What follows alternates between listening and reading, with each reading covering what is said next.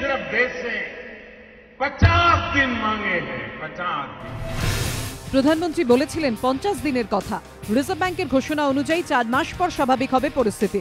কিন্তু খাতায় কলমে স্বাভাবিক হবে নাকি বাস্তবেও হবে? বিশেষজ্ঞদের প্রশ্ন, শুধু ঘোষণা করলেই তো হলো না। গ্রাহকদের প্রয়োজন মতো টাকা দিতে চাই পর্যাপ্ত টাকার জোগান। ছোট নোট চাই, যেটা এখনো স্বাভাবিক হয়নি। সেটা 1 মাসের মধ্যে স্বাভাবিক হবে তো? নরেন্দ্র মোদী বলেছিলেন 50 দিন, 50 দিনের জায়গায় 90 দিন হয়ে গেল। এখনো অবধি যত পরিমাণ টাকা তুলে নেওয়া হয়েছিল তত পরিমাণ টাকা ঢোকানো হয়নি। 25% এটিএম এখনো ড্রাই, মানে ওখানে টাকা পাওয়া যাচ্ছে না এই মুহূর্তে দাঁড়িয়ে। অনেকে আবার প্রশ্ন তুলছেন, টাকা তোলার ঊর্ধ্বসীমা প্রত্যাহার করতে 4 মাসই বা লেগে গেল কেন?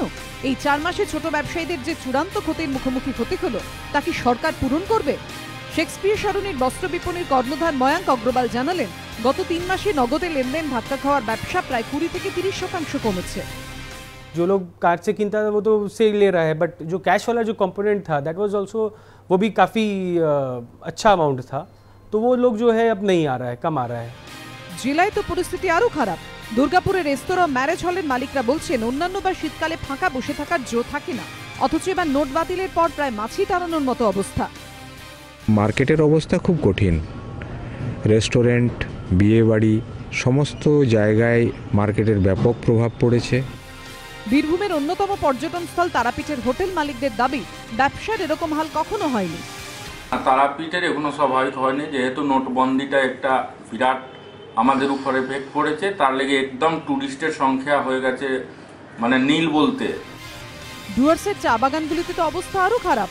নোট সংকটে বহু শ্রমিক বেতন পর্যন্ত পাচ্ছেন না বলে অভিযোগ।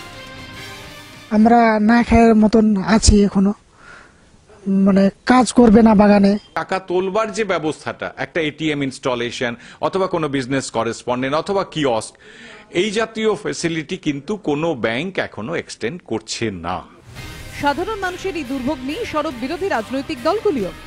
আজকে 90 দিন পরে আমার পার্সোনাল এক্সপিরিয়েন্স, আমি গতকালই সল্টলেকের মতো জায়গায়, কোনো গ্রাম ট্রাম নয়, সল্টলেকের মতো জায়গায় দুটো এটিএমে গিয়ে দুটোতেই দেখলাম নেই।